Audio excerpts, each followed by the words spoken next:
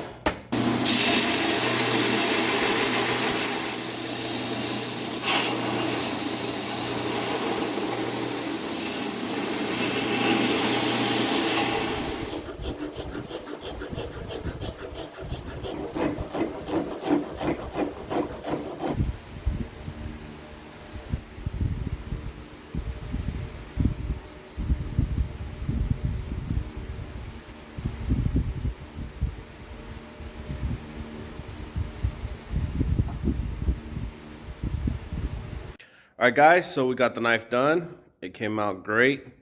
I was hoping to see a little bit more of the actual paper clip in there, but I guess it didn't come out as well. None of it really kept its shape. But overall, it's a pretty interesting pattern. But I would like to put more paper clips in there. Maybe it would have came out a little bit more bold.